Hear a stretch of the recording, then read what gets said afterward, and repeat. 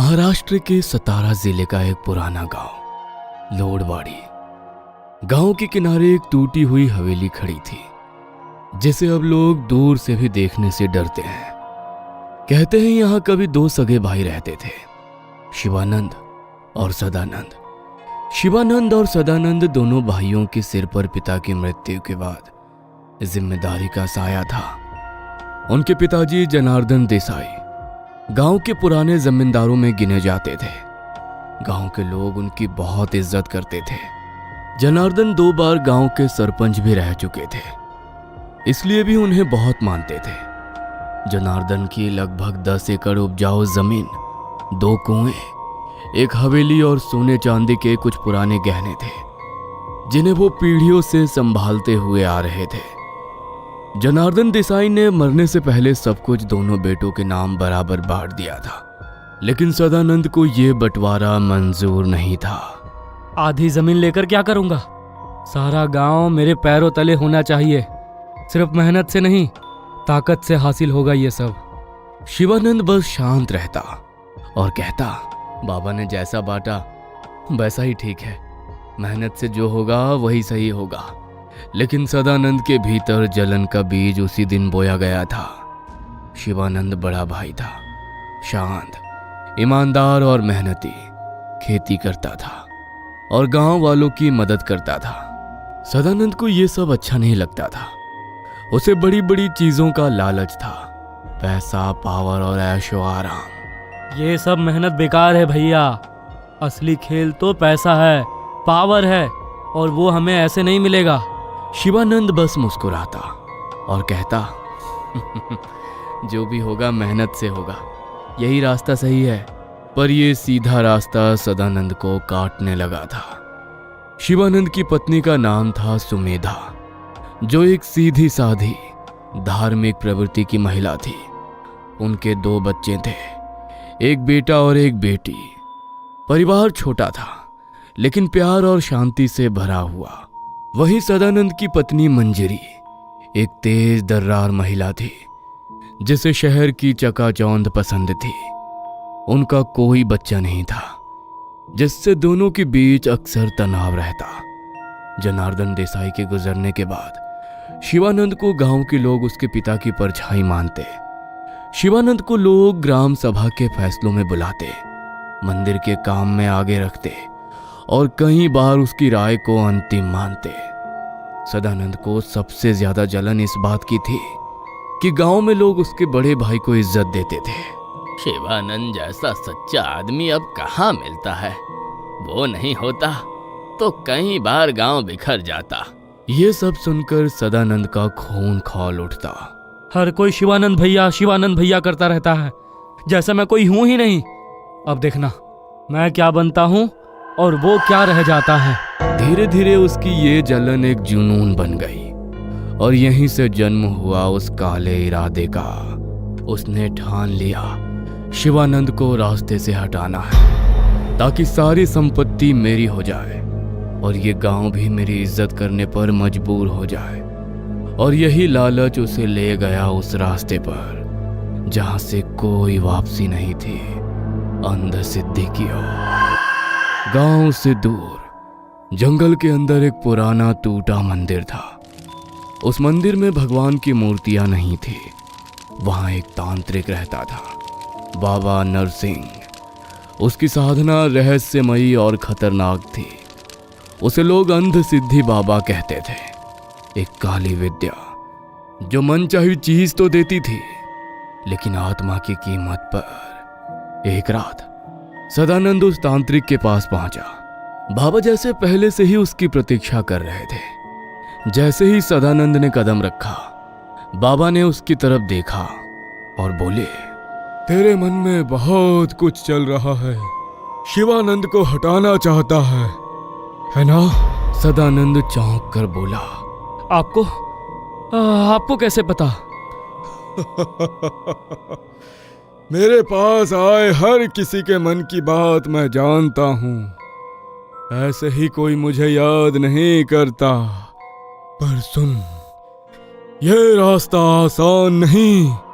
अंध सिद्धि मांगती है शरीर, खून और वक्त। हर पूर्णिमा को इसे जागृत करना होगा। एक बार शुरू किया तो लौटना मुश्किल होगा। दोबारा सोच ले, अब भी समय है। मैं तैयार हूँ। वो भाई अब नहीं रहना चाहिए। मुझे सब कुछ चाहिए। बाबा ने सिर हिलाया और कहा, ठीक है, पर ध्यान रखना, जब विद्या पूरी हो जाएगी तब मैं तुझे एक बात बताऊंगा। वही बात तुझे इस विद्या के दुष्प्रभाव से बचाएगी। भूल गया तो तू भी इस आग में जल जाएगा। 2 दिन बाद पूर्णिमा की रात है। उस रात मेरे पास आना। अपने साथ शिवानंद के बाल, उसके पसीने से भरा रुमाल और उसके खेत की मिट्टी लेकर आना। इन चीजों से ही हम उस पर निशाना साध करेंगे। और ध्यान रहे, तुम्हें यहाँ आता कोई देखे ना। सदानंद पूर्णिमा की रात चुपके से बाहर निकला और अपने सारी चीजें लेकर बाबा के ठिकाने पर पहुंच गया। पहली रात बाबा जंगल के अंदर पीपल के पेड़ के नीचे बकरी के खून और शिवानंद के खेत की मिट्टी से मिलाकर एक चक्र बनाता है। उस चक्र के बीच शिवानंद का रुमाल और उसके बाल रखे जाते हैं और बाबा मंत्र पढ़ता है। दूसरी रात उसी स्थान पर शिवानंद का नाम लेकर 21 बार मारण मंत्र पढ़ा जाता है। फिर उस पर बचे हुए बकरी के खून से काली बिंदी बनाकर निशाना लगाया जाता है। तीसरी रात पीपल के पत्ते पर बाबा द्वारा दिए गए मंत्र को लिखा जाता है और उसे जलाकर राख बनाई जाती है। वो राख रात भर चक्र में उड़ती रहती है। इस पूरी प्रक्रिया के दौरान सदानंद को मौन रहना होता है। चौथी रात एक कौवे की बलि दी जाती है। उसके खून से सदानंद के माथे पर काल संकेत बनता है और उस चक्र में जीव नियोजन की प्रक्रिया की जाती है, जिससे आत्मा को बाहर से बुलाया जाता है और उसके लक्ष्य पर छोड़ा जाता है। 5वीं और अंतिम रात मृत आत्माओं की पूजा की जाती है। एक विशेष हवन होता है जिसमें पीली सरसों, नींबू, हड्डियों का चूरन और पीपल की सूखी छाल डाली जाती है और इस हवन के धुएं से आत्मा को शक्ति दी जाती है और वो शक्ति लक्ष्य के शरीर में प्रवेश करती है। सदानंद ने हर विधि को बिना डरे पूरा किया। हर रात के बाद उसका चेहरा और चाल बदलने लगी थी, जैसे उसके अंदर कोई ऊर्जा भरी जा रही थी। जब 5वीं रात पूरी हुई, बाबा ने उसे एक जरूरी बात बताई। अब तुझ में अंध सिद्धि की विद्या आ गई है। तुझे हर पूर्णिमा को इसी पीपल के नीचे नाग बलि यंत्र के सामने दिया जलाना होगा और मंत्र पढ़ना होगा। ये तेरे और अंध सिद्धि के बीच की डोरी है। अगर तू ये भूल गया तो अंध सिद्धि तुझसे सब कुछ ले लेगी। अब तू घर जा सकता है और जाते समय पीछे मुड़कर मत देखना। कुछ ही दिनों में शिवानंद की तबीयत बिगड़ने लगी। रात को चीखता, खुद को नोचता और अजीब सी बातें करता। कोई मेरा दम घोट रहा है, कोई मेरे कान में फुसफुसाता है। उसकी पत्नी सुमेधा ने गांव के वैद्य, तांत्रिक और यहाँ तक कि शहर के डॉक्टर तक से इलाज करवाया, लेकिन कोई फायदा नहीं हुआ। उनको लगा किसी के नजर का असर होगा, लेकिन सच्चाई कुछ और थी। वही सदानंद अब देखता और चुपचाप मुस्कुराता। वो जानता था यह असर उसी काली विद्या का है, लेकिन अब उसे इंतजार था शिवानंद की मौत का। धीरे धीरे शिवानंद बिस्तर पर पड़ गया। चेहरा सूख गया, आंखें गड्ढों में धंस गई, शरीर हड्डियों का ढांचा बन चुका था। एक रात उसने बिना एक शब्द कहे अंतिम सांस ली। वो चला गया। जैसे ही उसकी चिता बुझी, सदानंद ने तुरंत कागजी कार्रवाई शुरू की। उसने सारी जमीन अपने नाम करवाई, हवेली और गहनों पर कब्जा कर लिया। कर्मचारियों को रिश्वत देकर उनकी मदद से उसने सारी वसीयत बदलवा ली। अब सब कुछ मेरा है और शिवानंद का परिवार वो भी बाहर जाएगा। उसने सुमेधा और उसके बच्चों को हवेली से निकाल दिया। इस घर का मालिक मैं हूँ। तेरा पति अब नहीं रहा, इसलिए तू अपने बच्चों के साथ यहाँ से निकल जा। मंजरी ने एक बार भी विरोध नहीं किया। वो भी अब खुद को रानी समझने लगी थी। अब सदानंद नई गाड़ी में घूमता, सोने की चैन पहनता और शहरों में मौज करता। वह गांव वालों के सामने भी घमंड से पेश आता। कई बार जानबूझकर ग्राम सभा की बैठकों में जाकर अपनी राय थोपता, छोटे किसानों की जमीन पर दबाव डालता और यहाँ तक कि मंदिर के कार्यक्रमों में पैसे देकर अपनी शान दिखाता। अब इस गांव का असली राजा मैं हूँ। शिवानंद जैसा सीधा साधा आदमी सिर्फ लोगों की दया से जीता था। मैं ताकत से राज करूंगा। धीरे धीरे वो अपने ऐशो आराम और शराब के मोह में इतना डूबता गया कि उसे ये भी याद नहीं रहा कि उसे ये सब कैसे मिला था।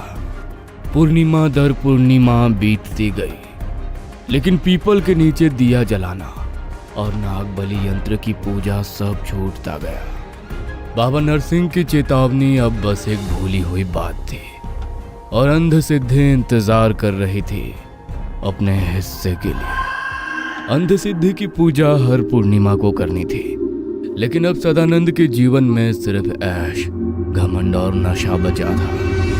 एक रात उसने देखा घर की दीवारों पर अजीब लाल रंग के हाथों के निशान पड़ने लगे, जैसे किसी ने खून से सने हाथ दीवार पर लगाए हो। एक रात सदानंद ने सपना देखा, धूल से घिरे खेत और बीच में शिवानंद की सड़ी हुई लाश पड़ी थी। उसकी आंखें गड्ढों में धसी हुई थी, चेहरा गल चुका था और होठों से काले कीड़े निकल रहे थे। पूजा कधी करना साहे रे सदानंद।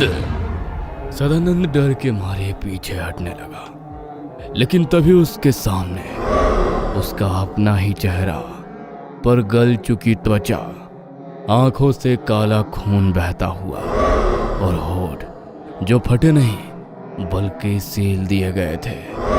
उसका ही विकृत रूप जिसे वो सपनों में भी नहीं देखना चाहता था। और वो रूप धीरे धीरे मुस्कुराया और बोला, तुझ्या आत्म्याची वेला झाली आहे। अगले ही पल सदानंद चीखता हुआ बिस्तर से उठा, पसीने से तरबतर। अगले दिन जब उसने शर्ट उतारी, मंजरी ने देखा उसके शरीर पर जलन शुरू हो गई।